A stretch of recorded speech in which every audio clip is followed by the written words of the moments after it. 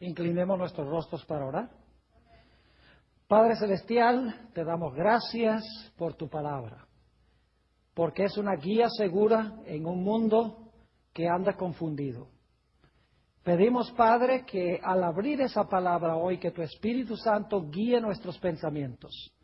Te ruego, Señor, que tu palabra no regrese a ti vacía. Ayúdanos a comprenderla. Y te damos gracias por escuchar nuestra oración, porque te lo pedimos en el nombre de Jesús. Amén. El título de nuestro estudio para hoy es Moisés y los profetas.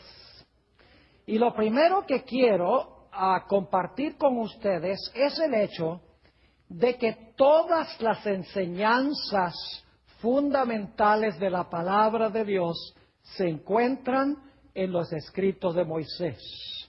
Es decir, toda doctrina de la Biblia, toda enseñanza de la palabra de Dios ya se halla en los libros de Moisés, específicamente en los primeros 5 libros del Antiguo Testamento.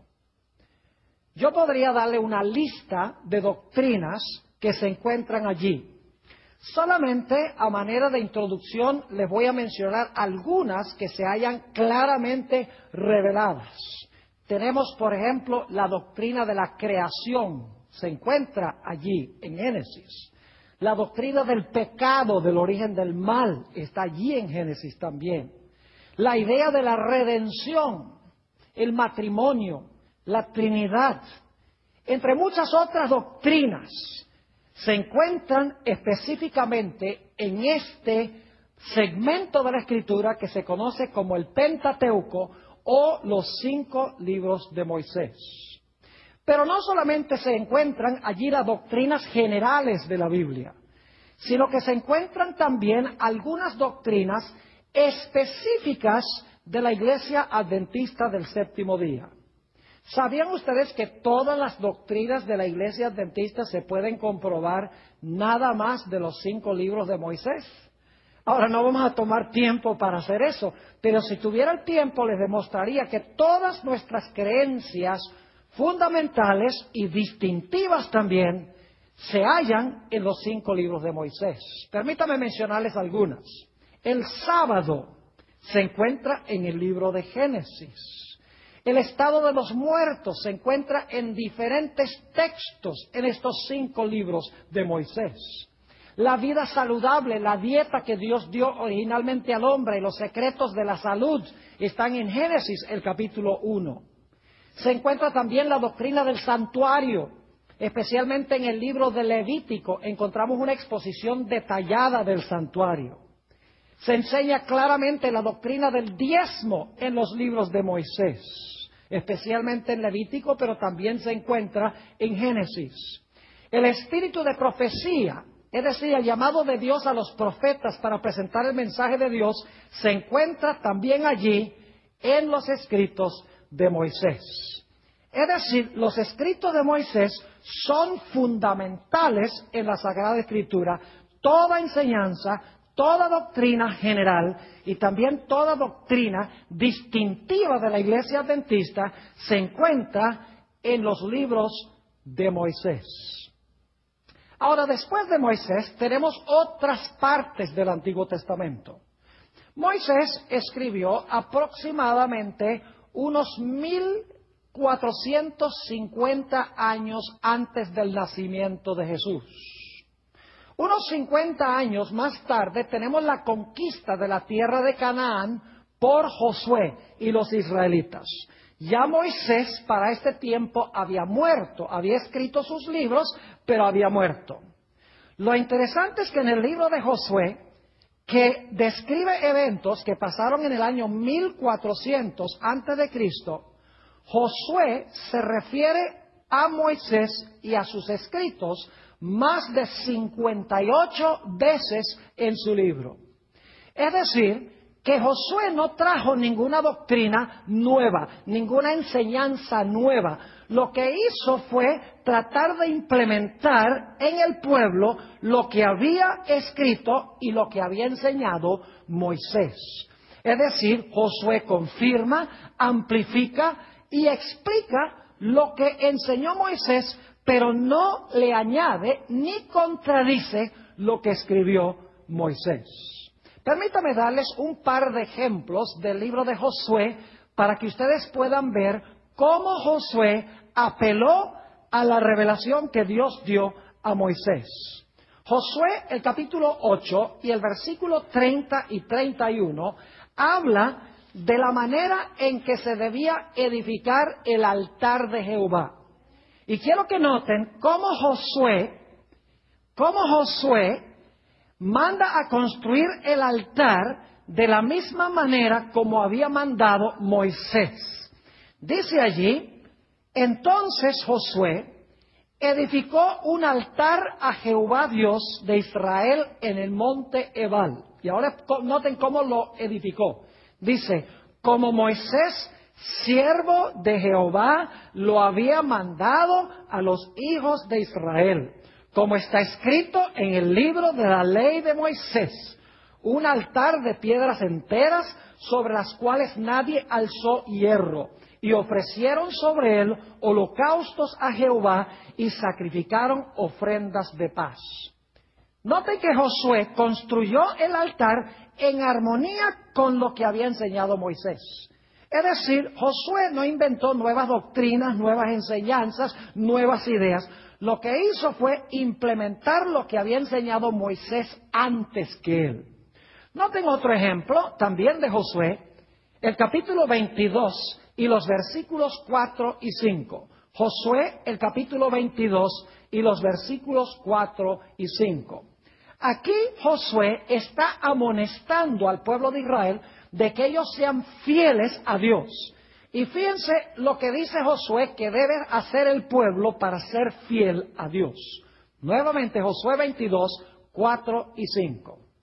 Ahora pues, que Jehová vuestro Dios ha dado reposo a vuestros hermanos, como lo había prometido, volved, regresad a vuestras tiendas, a la tierra de vuestras posesiones, que Moisés, siervo de Jehová, os dio al otro lado del Jordán. Y luego noten el versículo 5. Solamente que con diligencia cuidéis de cumplir el mandamiento y la ley que Moisés, siervo de Jehová, os ordenó, que améis a Jehová vuestro Dios y andéis en todos sus caminos, que guardéis sus mandamientos y le sigáis a él y le sirváis de todo vuestro corazón y de toda vuestra alma. Noten que cuando Josué insta al pueblo a ser fiel a Dios, Josué les enseña que deben tener cuidado de cumplir el mandamiento y la ley que Moisés, siervo de Jehová, mandó a guardar al pueblo de Israel. Es decir, que aproximadamente en el año 1450 Moisés escribió sus libros. 50 años más tarde, en el año 1400, Josué está animando al pueblo de que siga lo que enseñó Moisés en sus 5 libros. Ahora debemos movernos a la época de los jueces. La época de los jueces es un periodo que cubre aproximadamente desde el año 1300 hasta el año 1100 antes de Cristo.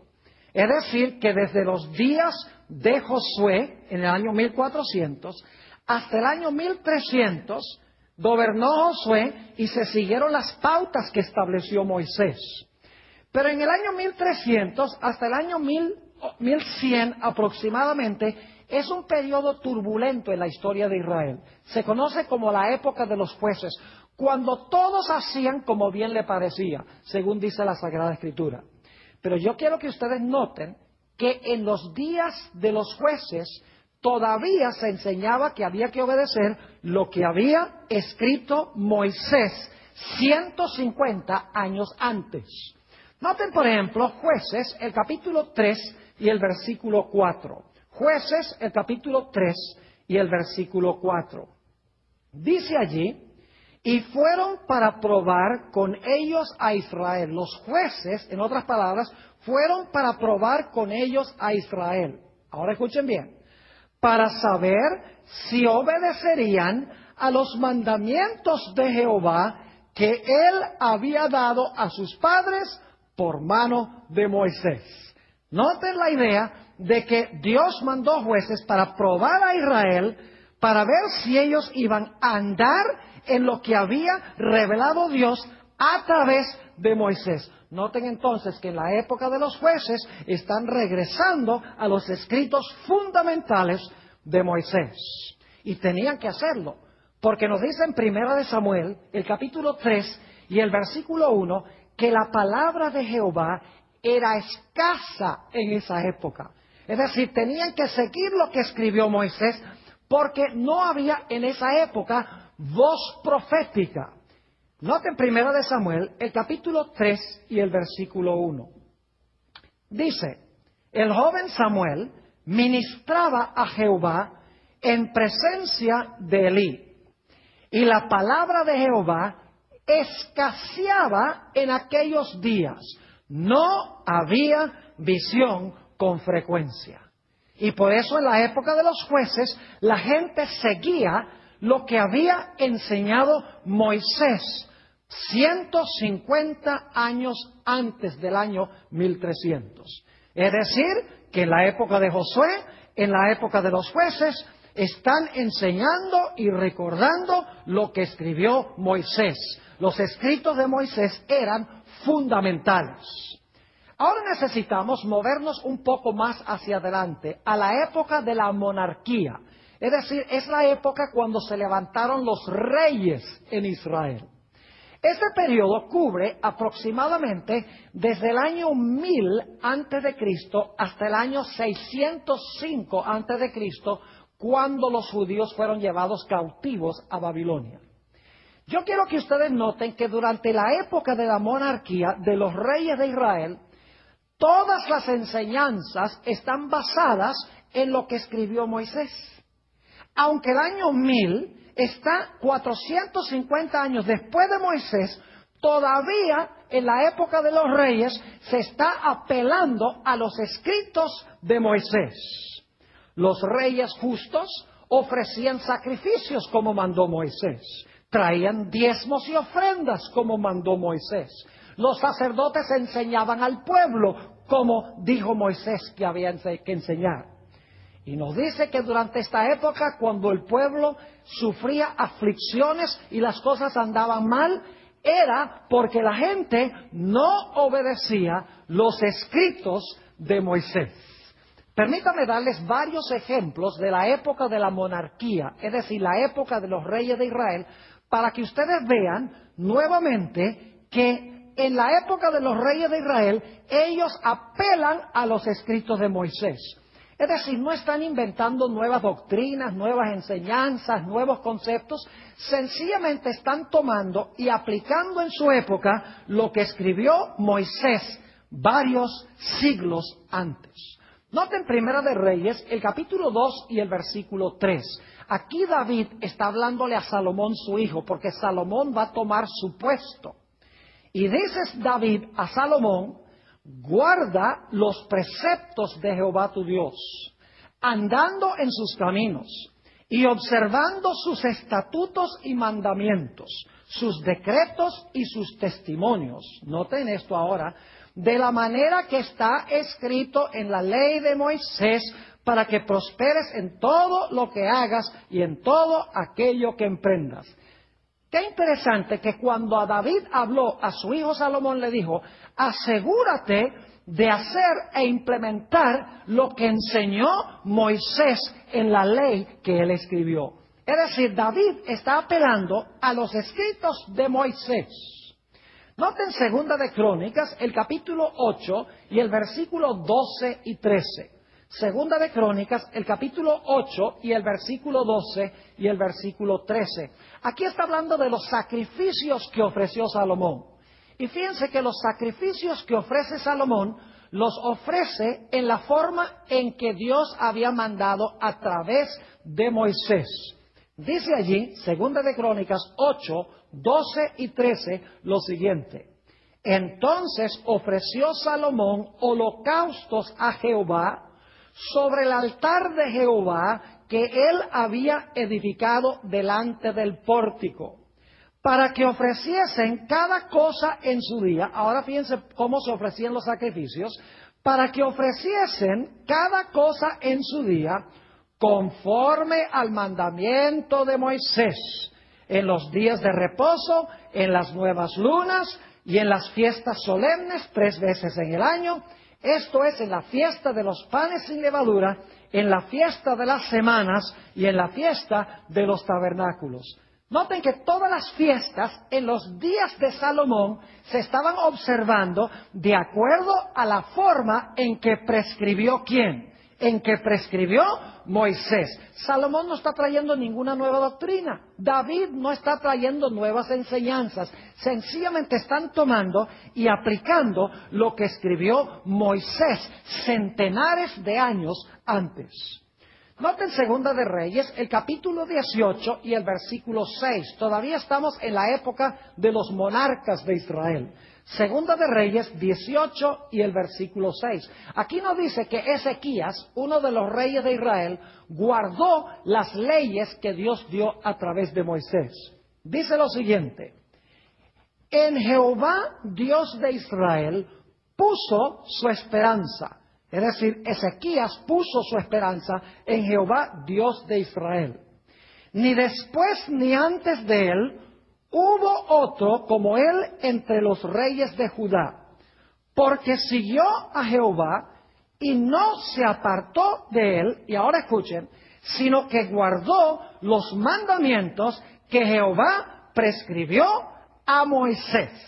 Otra vez encontramos que Ezequías está obedeciendo los mandamientos que Dios dio a través de Moisés. Noten Primera de Crónicas, el capítulo 15 y el versículo 15. Nos está hablando aquí de los levitas, quienes cargaban el arca en Israel.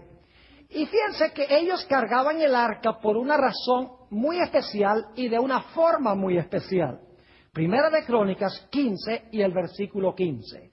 Dice: y los hijos de los levitas trajeron el arca de Dios puesta sobre sus hombros en las barras. ¿Por qué la traían sobre sus hombros en las barras? Dice, como lo había mandado ¿quién? Moisés, conforme a la palabra de Jehová. Todavía estaban cargando el arca como había mandado Dios a través de Moisés en la época de los reyes. Ahora, el pueblo de Israel fue llevado cautivo al reino de Asiria por su desobediencia. Y quiero que noten que es por su desobediencia a lo que escribió Moisés. Segunda de Reyes, el capítulo 18 y el versículo 11 y 12. Segunda de Reyes 18 y el versículo 11 y 12. Está hablando del cautiverio de Israel. Noten por qué Israel fue llevado cautivo. Dice, el rey de Asiria llevó cautivo a Israel a Asiria y los puso en Ala, en Abor, junto al río Gozán y en las ciudades de los medos. ¿Y por qué hizo Dios eso? Dice, por cuanto no habían atendido a la voz de Jehová su Dios, sino que habían quebrantado su pacto, y todas las cosas que Moisés, siervo de Jehová, había mandado, no las habían escuchado ni puesto por obra. ¿Por qué fueron a cautiverio? Porque rehusaron obedecer lo que Dios había dado a través del siervo de Dios, Moisés. Noten nuevamente que estos reyes no están trayendo nueva luz, no están trayendo nuevas enseñanzas, nuevas doctrinas. Sencillamente están tomando lo que fundamentalmente enseñó Moisés y lo están aplicando en su época. Noten Segunda de Crónicas, el capítulo 33 y el versículo 8. Aquí Dios explica la condición para que el pueblo pueda quedar en su tierra. Segunda de Crónicas, el capítulo 33 y el versículo 8. Aquí Dios está haciendo su promesa. Dice, yo los voy a dejar en la tierra siempre y cuando cumplan una condición. Dice, y nunca más quitaré el pie de Israel de la tierra que yo entregué a vuestros padres. Pero luego dice esto, a condición de que guarden y hagan todas las cosas que yo les he mandado, toda la ley, los estatutos y los preceptos por medio de Moisés. Dios dice, pueden quedarse en la tierra, pero tienen que obedecer lo que escribió ¿quién? Moisés. Quiero que noten algo también en cuanto al rey Josías. Esto se encuentra en Segunda de Reyes, el capítulo 23 y el versículo 25. Segunda de Reyes 23 y el versículo 25.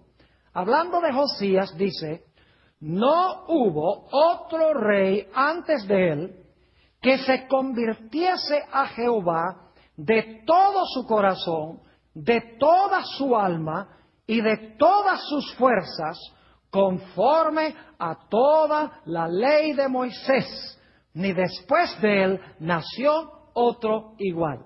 Noten nuevamente que Josías fue un rey que vivió en armonía con la ley de ¿quién? Con la ley de Moisés, dice aquí. Un texto más de la época de la monarquía de Israel. Segunda de Crónicas, el capítulo 17 y el versículo 9. Aquí está hablando de los sacerdotes de Israel y explicando qué era lo que enseñaban los sacerdotes. Segunda de Crónicas 17 y el versículo 9. Dice lo siguiente, y enseñaron en Judá, teniendo consigo el libro de la ley de Jehová, y recorrieron todas las ciudades de Judá enseñando al pueblo. ¿Qué era lo que enseñaban los sacerdotes? Todo lo que se encontraba en el libro de la ley de Jehová. Es decir, usaron los escritos de Moisés para enseñarle al pueblo los sacerdotes en la época de la monarquía. Así que, ¿qué hemos visto hasta ahora? Vimos que Moisés dio el material fundamental de la Sagrada Escritura. Toda doctrina de la Biblia está en los escritos de Moisés. Luego nos movimos a la época de Josué. Josué no trae nueva luz, sino que presenta lo que Dios había dado a través de Moisés y lo aplica a su época. Luego llegamos a la época de los jueces. En la época de los jueces lo mismo. Se enseña y se practica, aunque escaseaba la palabra de Dios, los escritos de Moisés. Luego en la época de la monarquía, los reyes ofrecían sacrificios, ofrecían presentes, hablaban al pueblo, enseñaban a la gente de acuerdo a las enseñanzas fundamentales que había dado Moisés. Ahora necesitamos movernos a la época de los profetas. La época de los profetas cubre parte del mismo periodo de la monarquía. Cubre los años 800 antes de Cristo aproximadamente hasta el año 425 antes de Cristo. Hay profetas que se conocen como los profetas primeros y hay otros que se conocen como los profetas postreros. Los primeros son los que primero se levantaron alrededor del año 800. Los postreros son como Malaquías y Zacarías que escribieron al final de este periodo. Lo interesante es que los profetas no presentan nuevas doctrinas ni nuevas enseñanzas. El propósito de los profetas es traer al pueblo de Israel de regreso otra vez al material que había escrito Moisés y que el pueblo no estaba obedeciendo. Podríamos pensar de los profetas de Israel como abogados en una corte donde Dios le está pidiendo a Israel un divorcio. Porque Dios está diciendo, ustedes no han guardado la ley del matrimonio que yo di a través de Moisés. Así que yo quiero un divorcio. Y Dios manda a los abogados de Israel, a los profetas, para decirle al pueblo que si ustedes no obedecen lo que escribió Moisés, entonces va a haber un divorcio. Es decir, el propósito de los profetas no era traer nuevas doctrinas, nueva luz, nuevas enseñanzas que no existía antes, sino que el propósito era retornar al pueblo otra vez al Dios de Israel, el Dios que había enseñado Moisés. No trajeron nuevas doctrinas, nuevas enseñanzas, sino que expandieron lo que había escrito Moisés y amonestaron al pueblo a regresar a los escritos que Dios había dado a su siervo Moisés. Ahora quiero darles algunos ejemplos de los profetas para que ustedes vean que los profetas lo que hacían era decirle al pueblo: ustedes desobedecieron a Moisés y por esto han venido estas calamidades sobre el pueblo de Israel. Noten Daniel, el capítulo 9 y el versículo 11. Daniel, el capítulo 9 y el versículo 11. Primero se dice que Israel fue cautivo a Babilonia porque ignoraron los escritos de Moisés. Dice allí, en Daniel 9:11, todo Israel traspasó tu ley, apartándose para no obedecer tu voz, por lo cual ha caído sobre nosotros la maldición y el juramento que está escrito en la ley de Moisés, siervo de Dios, porque contra él pecamos. ¿Qué es lo que había desobedecido el pueblo? Habían desobedecido los escritos ¿de quién? De Moisés, que Dios había dado a Moisés. Y por eso, dice Daniel, hemos sido llevados cautivos a Babilonia. Pero saben que Israel también ignoró la voz de los profetas que apuntaban a los escritos de Moisés. Noten Daniel, el capítulo 9 y el versículo 6. Daniel 9 y el versículo 6. Dice aquí Daniel: no hemos obedecido a tus siervos los profetas, que en tu nombre hablaron a nuestros reyes, a nuestros príncipes, a nuestros padres y a todo el pueblo de la tierra. Es decir, Daniel está diciendo: no obedecimos los escritos de Moisés, ni tampoco hemos obedecido lo que dijeron los profetas. Y el propósito de los profetas era traer a la gente de regreso a lo que había enseñado Moisés, que se consagraran a Dios, ofrecieron los sacrificios como Dios había dicho a través de Moisés, diezmaran como había dicho Dios a través de Moisés, observaran el sábado como Dios había dicho a Moisés, que enseñaran la ley como Dios había dicho a través de Moisés. Es decir, los profetas lo que hicieron fue venir para decirle al pueblo: miren, volvamos otra vez a los escritos de Moisés, a los principios fundamentales que se encuentran allí. Noten Zacarías, el capítulo 7 y el versículo 12. Zacarías, el capítulo 7 y el versículo 12. Aquí está hablando de los primeros profetas, porque Zacarías es uno de los postreros profetas. Se escribió hacia el final del Antiguo Testamento.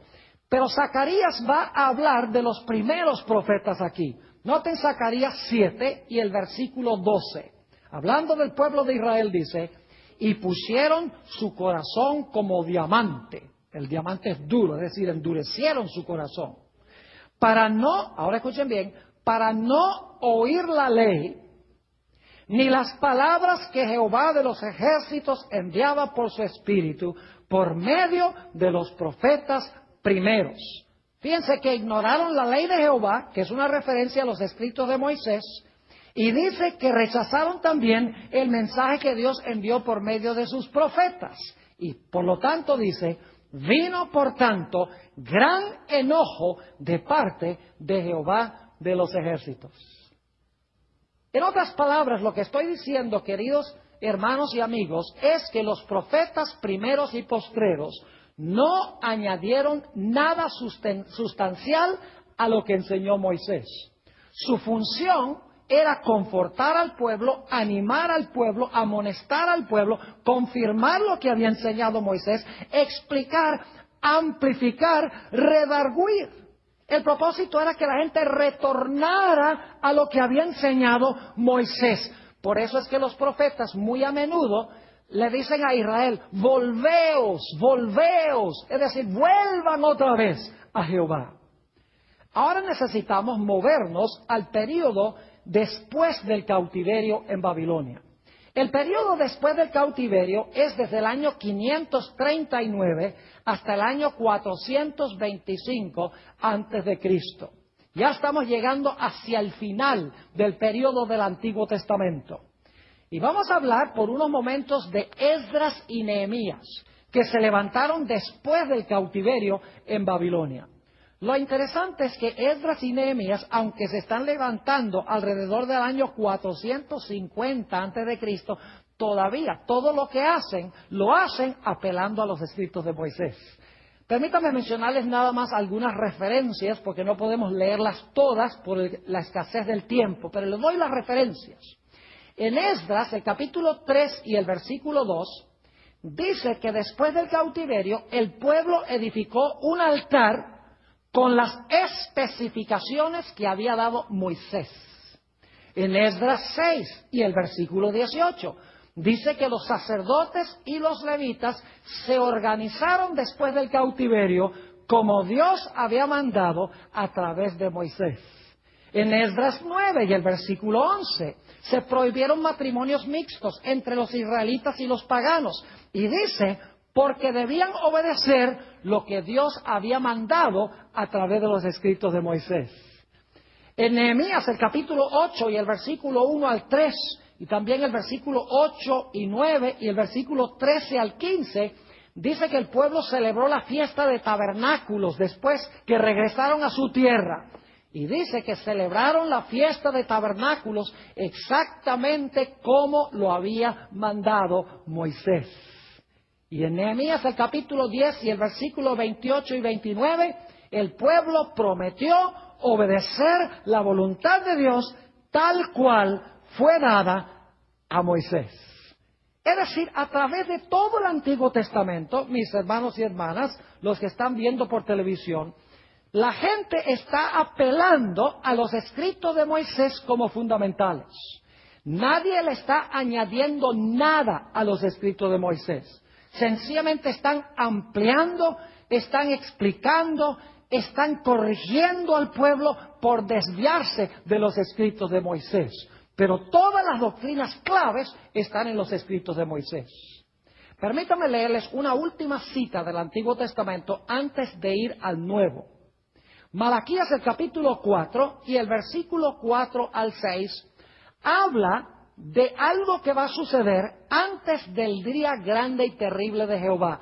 La Biblia dice que Dios va a mandar a Elías, el profeta, antes del día grande y terrible de Jehová. Dicho sea de paso, el primer cumplimiento de esto fue con Juan el Bautista. Juan el Bautista fue el que vino en el espíritu y el poder de Elías. Ahora, ¿qué es lo que iba a enseñar este Elías? No en persona, sino con el espíritu y poder de Elías. Malaquías, el capítulo 4 y el versículo 4 hasta el versículo 6. Dice aquí, acordaos de la ley de Moisés mi siervo, al cual encargué en Horeb ordenanzas y leyes para todo Israel. ¿A qué es lo que está apelando Malaquías? ¿A los escritos de quién? De Moisés. Versículo 5. He aquí, yo os envío al profeta Elías antes que venga el día de Jehová grande y terrible.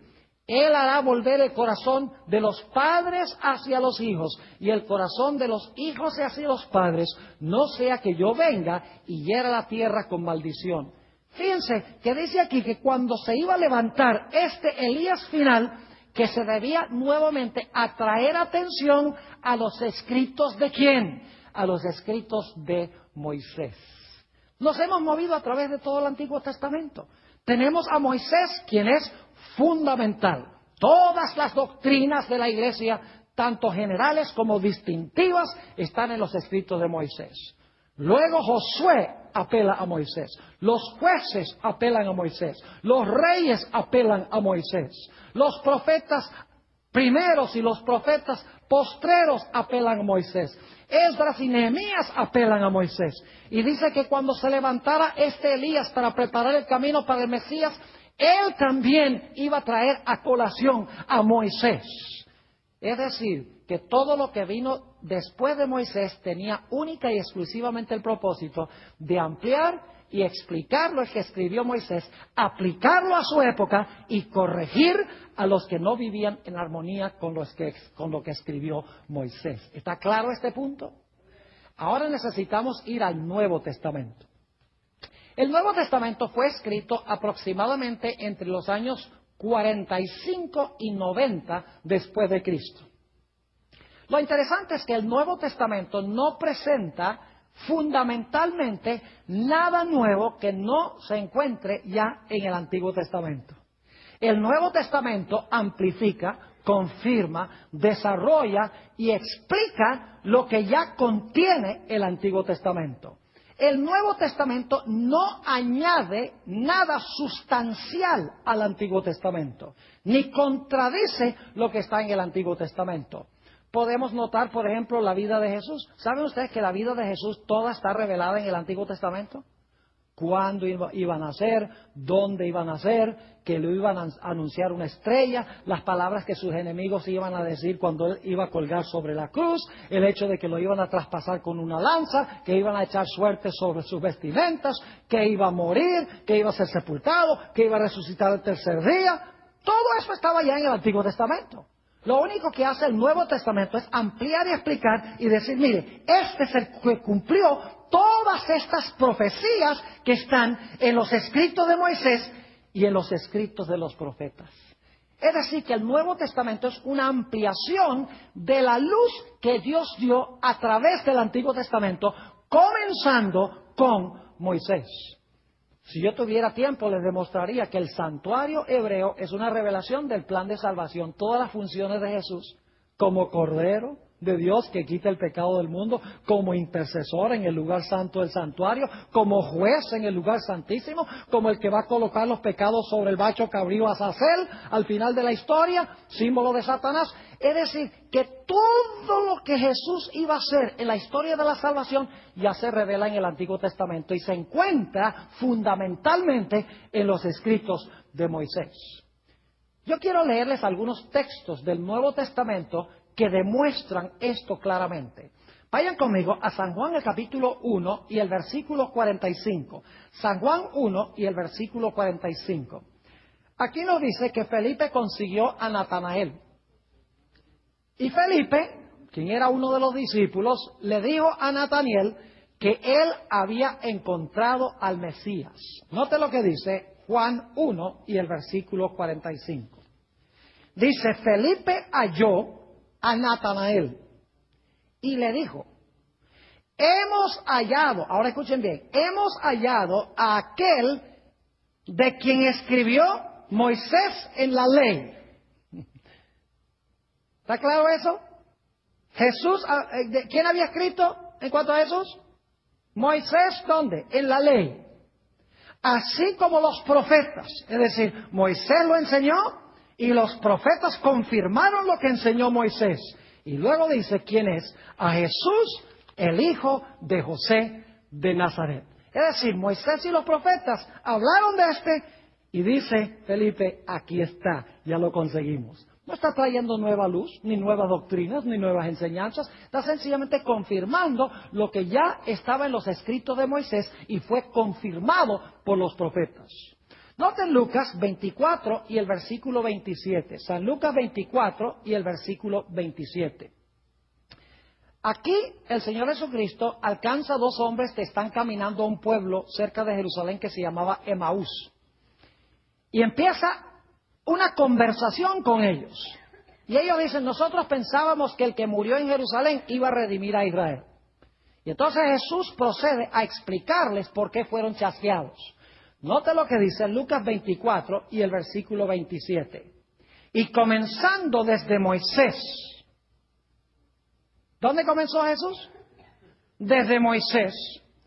Y siguiendo por dónde? Por todos los profetas, les declaraba en todas las escrituras lo que de él decían. ¿De quién hablaban los escritos de Moisés? De Jesús. ¿De quién hablaron los profetas? De Jesús. ¿De quién hablaron las escrituras? De Jesús. Yo pregunto, ¿ya Jesús estaba en los escritos de Moisés? ¿Sí? ¿Ya estaba en los escritos de los profetas? ¿Ya estaba Jesús en las escrituras? Claro que sí. ¿Qué hace Jesús? Sencillamente Jesús abre los escritos de Moisés y los profetas y dice, mire, aquí está escrito, yo soy. ¿No se me dan cuenta cómo se cumplió todo esto en mí? Jesús no está trayendo nuevas doctrinas. Sencillamente está mostrando cómo Él es el cumplimiento de lo que ya había sido dado de antemano. Noten Hechos, el capítulo 24 y el versículo 14. Hechos 24 y el versículo 14. Aquí el apóstol Pablo se encuentra testificando ante el gobernador Félix, un gobernador del Imperio Romano. Y dice el apóstol Pablo a Félix, fíjense qué era lo que enseñaba el apóstol Pablo. Dice, pero esto te confieso, que según el camino que ellos llaman herejía, así sirvo al Dios de mis padres. Dice el apóstol Pablo, yo sirvo al Dios de mis padres. Y ahora escuchen bien, creyendo todas las cosas que en la ley y en los profetas están escritas. ¿Qué es lo que creía el apóstol San Pablo? ¿Qué era lo que enseñaba el apóstol San Pablo? Todo lo que estaba, ¿qué?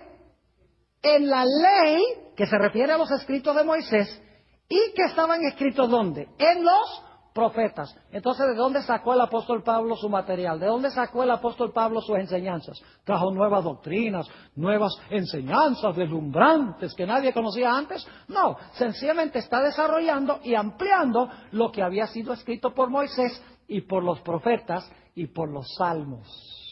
Note lo que dice Hechos, el capítulo 26 y el versículo 22. Hay muchos textos que pueden corroborar lo que estamos estudiando. Hechos 26 y el versículo 22. Aquí Pablo está hablando de qué cree él de los escritos de Moisés y de los profetas. Dice aquí el apóstol San Pablo, pero habiendo obtenido auxilio de Dios, persevero hasta el día de hoy, dando testimonio a pequeños y a grandes. Y ahora escuchen bien, no diciendo nada fuera de las cosas que los profetas y Moisés dijeron que habían de suceder. ¿Qué fue lo que enseñó el apóstol Pablo? Dice, yo no enseñé nada que no haya sido enseñado por ¿quiénes? Por los profetas y por Moisés. ¿De dónde sacó entonces el apóstol Pablo su material? Trajo unas doctrinas que nadie había oído antes. Unas enseñanzas radicalmente distintas. No, Señor, dice, yo no enseñé nada, sino lo que está escrito en la ley de Moisés y en los profetas. Es decir, Él está ampliando, Él está explicando lo que se encuentra ya en los escritos de Moisés y en los profetas que confirman lo que dijo Moisés. Un texto más de Hechos, el capítulo 28 y el versículo 23 y 24. Hechos, el capítulo 28 y el versículo 23 y 24. Nuevamente el apóstol Pablo nos dice la importancia de Moisés. Dice lo siguiente, y habiéndoles señalado un día, vinieron a él muchos a la posada, a los cuales les declaraba y les testificaba el reino de Dios desde la mañana hasta la tarde. Fíjese que estaba dando un estudio bíblico. Persuadiéndoles acerca de Jesús. ¿Y de dónde sacaba su información sobre Jesús? Acerca de Jesús, tanto por la ley de Moisés como por los profetas. Y algunos asentían a lo que se decía, pero otros no creían. Nuevamente, ¿de dónde sacaba el apóstol Pablo su material?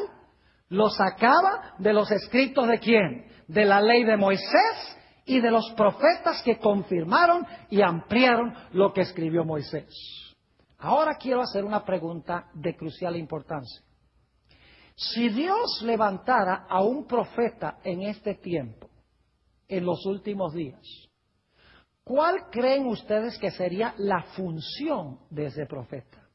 ¿De dónde creen ustedes que ese profeta adquiriría su material? ¿De dónde creen ustedes que ese profeta iba a sustraer el material que iba a presentar al pueblo? ¿Qué hablaría ese profeta?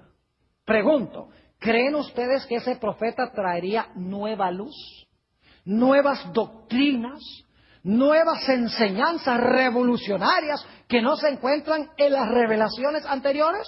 Claro que no. Si Dios levantara un profeta en estos últimos días, tendría que ser que confirmaría, ampliaría, explicaría, expandiría la revelación que Dios dio a Moisés, que dio a través de los profetas y que confirmó en el Nuevo Testamento. Es decir, si Dios levantara un profeta moderno, el profeta moderno no traería nueva luz, sino que ampliaría y explicaría la antigua luz y corregiría a aquellas personas que se desvían de la luz que Dios ha dado. Yo quiero decirles que hay un profeta que Dios ha levantado en estos últimos días. En realidad es una profetisa. Hemos hablado de ella en temas anteriores. Era una mujer llamada Elena G. de White. ¿Saben ustedes que Elena White nunca profesó traer nuevas doctrinas? Nunca trajo ideas que no se encuentran ya en la revelación anterior. Es más, permítanme leerles una cita de esta autora que se encuentra en un capítulo muy importante en Joyas de los Testimonios, tomo 2, y el título del capítulo es La naturaleza y la influencia de los testimonios. Dice lo siguiente, escuchen bien: la palabra de Dios basta para iluminar la mente más oscurecida. ¿Qué es lo que se necesita para iluminar las mentes oscurecidas? Los escritos de la hermana White, ¿verdad? No. Dice, la palabra de Dios basta para iluminar la mente más oscurecida. Y puede ser entendida por los que tienen deseos de comprenderla. Pero no obstante todo esto, no obstante que la palabra de Dios es suficiente para iluminar a toda la gente, no obstante todo esto, algunos que profesan estudiar la palabra de Dios, algunos que dicen yo estudio la palabra de Dios, se encuentran en oposición directa a sus más claras enseñanzas. Es decir, yo sigo la palabra, pero en su vida contradicen lo que enseña la palabra. Sigue diciendo ella. Entonces, para dejar a los hombres y a las mujeres sin excusa, Dios da testimonios claros y señalados. Se está refiriendo a sus escritos. Dios da testimonios claros y señalados a fin de hacernos volver a la palabra que no han seguido. ¿Captaron eso? ¿Cuál es el propósito de los testimonios que Dios da a través de Elena White? Para traer a la gente, dice, para volver a la palabra que no han seguido. Sigue diciendo, la palabra de Dios abunda en principios generales para la formación de hábitos correctos de la vida. Es decir, la palabra de Dios tiene principios generales, no siempre específicos. Dice ella, para la formación de hábitos correctos de vida. Y los testimonios, los escritos de ella, generales y personales, han sido calculados para atraer su atención más especialmente a estos principios. Es decir, nuevamente el propósito es traer la mente de la gente de regreso ¿a dónde? A los principios de las Escrituras. Les doy un ejemplo. Hace algunos años estaba en la ciudad de Albuquerque, Nuevo México, y estaba escuchando una emisora cristiana de radio. Había un hombre que estaba contestando las preguntas que hacía la gente por teléfono. Y un individuo llama y dice, mire señor, yo tengo 2 preguntas que por favor quiero saber si me puede contestar. Una de ellas ¿es pecado fumar? Y la segunda pregunta es, ¿me va a mandar Dios al infierno por fumar? Y dice, bueno, yo voy a colgar para escuchar qué respuestas me va a dar a mis preguntas. Me quedé aterrado de escuchar al cristiano que estaba contestando las preguntas. Porque dice, en cuanto a su primera pregunta, de si es pecado fumar, le puedo decir que no, porque en ninguna parte de la Biblia dice no fumarás. Y de verdad que en ninguna parte de la Biblia dice no fumarás. Pero yo pregunto, ¿hay principios en la Biblia que prohíben fumar? Claro que sí. La Biblia dice no matarás. Yo pregunto, ¿el cigarrillo mata? Sí, mata despacio, pero mata igual. El mandamiento no dice no matarás rapidito. El mandamiento dice no matarás despacio o rápido. Es decir, que el que fuma y acorta su vida, mata lentamente, está quebrantando el mandamiento no matarás. Está violando ese principio. Además de eso, la Biblia dice que nada inmundo entrará al reino de los cielos. ¿Han visto ustedes los pulmones de una persona que fuma? Además de eso, la Biblia dice que nuestro cuerpo es templo del Espíritu Santo. El que destruye el templo, Dios lo destruirá a él. Ahora, yo no estoy diciendo que los que luchan con el cigarrillo son malos. Lo que estoy diciendo es que la palabra de Dios enseña que el uso del cigarrillo está en contra de ciertos principios de Dios. Y Dios tiene poder para dar la victoria sobre este vicio. Es un vicio fuerte, difícil de vencer. Pero la Biblia dice, todo lo puedo en Cristo que me fortalece. Y luego fue interesante notar la segunda respuesta que dio el individuo por radio. Dijo que si Dios lo va a mandar al infierno por fumar, ¿qué va? Dice, más rápido va a llegar al cielo. Lo que quería decir era que como fumaba se iba a morir más rápido, y como él creía que cuando una persona se muere se va directamente al cielo, se va más rápido. Que es otra doctrina falsa, porque la Biblia dice que los muertos no saben nada cuando mueren. Cuando Cristo venga es que van a ir para estar con el Señor. Elena G. de White dice claramente, fumar es un pecado, es una violación de principios bíblicos que atentan contra la salud. ¿Tiene ella razón en lo que dice? Aunque la Biblia no dice no fumarás, ella no le está añadiendo nada a la Biblia. Está tomando principios de la Biblia y los está aplicando a casos específicos en la vida real de ahora. Quiero leerles una cita que encontramos en el libro Palabras de Vida del Gran Maestro, en el capítulo que se titula ¿Dónde hallar la verdad? Aquí la autora habla de la relación entre la nueva luz y la vieja luz. Dice lo siguiente, en cada época hay un nuevo desarrollo de la verdad. ¿Se dieron cuenta? En cada época hay un nuevo desarrollo de la verdad. No nueva verdad, sino nuevo desarrollo de la verdad. Un mensaje de Dios al pueblo de esa generación. Las viejas verdades son todas esenciales. La nueva verdad no, ahora noten, la nueva verdad no es independiente de la vieja, sino un desarrollo de ella. ¿Qué es la nueva verdad? Cuando Dios trae, es un desarrollo de la vieja verdad. No es nueva luz, sino un desarrollo de la luz. Sigue diciendo, es únicamente comprendiendo las viejas verdades como podemos entender las nuevas. Trate usted de entender la muerte de Cristo en la cruz sin los textos del Antiguo Testamento que hablan de Jesús como el Cordero. Imposible. Trate usted de entender que Jesús resucitó el tercer día sin que el Antiguo Testamento tuviera profecías de que iba a resucitar el tercer día. Es decir, dice ella, es únicamente comprendiendo las viejas verdades como podemos entender las nuevas. Cuando Cristo deseó revelar a sus discípulos la verdad de su resurrección, dice, cuando Jesús quiso mostrar bíblicamente que Él iba a resucitar, dice, comenzó desde Moisés y de todos los profetas, y declarábales en todas las Escrituras lo que de Él decían. Pero es la luz que brilla en el nuevo desarrollo de la verdad lo que glorifica lo viejo. Es decir, el nuevo desarrollo no contradice, sino que glorifica lo viejo. Aquel que rechaza o descuida lo nuevo, no posee realmente lo viejo. Para él, la verdad pierde su poder vital y llega a ser solamente una forma muerta. Es decir, tanto las viejas verdades como las nuevas verdades son esenciales, pero las nuevas verdades tienen el propósito de ampliar lo que ya Dios dio en el pasado. Quiero concluir relatándoles algo de la experiencia de los saduceos de la época de Jesús. Los saduceos eran los liberales de la época de Cristo. Es decir, ellos creían que solamente los escritos de Moisés fueron inspirados por Dios. Ellos no creían que los profetas fueron inspirados por Dios. Creían que los profetas eran menos inspirados y los profetas tenían menos autoridad. Ellos decían, nosotros nos guiamos solamente por Moisés.